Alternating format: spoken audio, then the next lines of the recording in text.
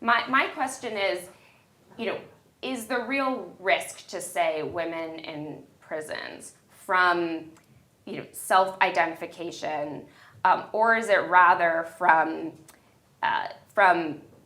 sexual offenders or people who commit violence? So, like, this would apply to male guards. It would also apply to people who've been convicted of sexual violence. So there are some prisons where actually the men will be sorted on the basis of crime, apparently in the U.S. So that they'll like, okay, this, you don't get to be with these other prisoners because of the type of crime you committed. I understand.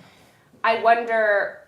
So I mean, I think the objection to your view would be, well, you're focusing on the transness rather than the. I'm not. I'm focusing on the maleness.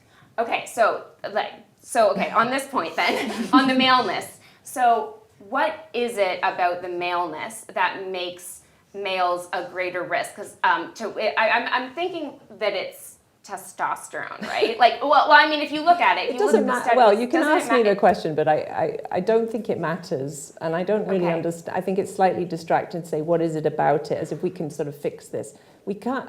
Let's fix it by all means, but let's not let women be the canaries in the coal mine while we fix the problem of male violence. And these are women, if we're talking about prisons, these are women, like, the vast proportion of the prison population is male anyway, and women tend to be in prison for far less aggressive crimes, usually things like fraud, things that are quite relatively low level.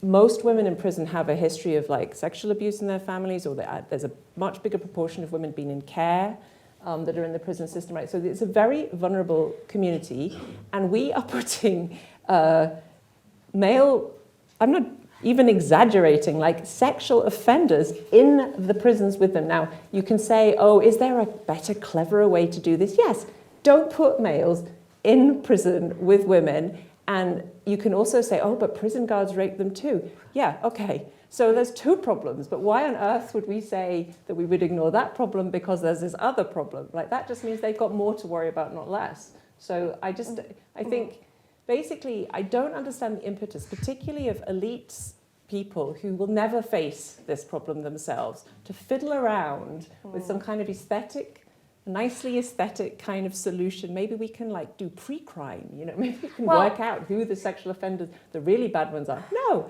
just don't put men in prison with women. And that will really help the situation, and that's who loses. Yeah. I'm not suggesting that trans women go into prisons with men. We could have separate wings. Nobody ever seems to give a shit about that, but we could. So, sorry.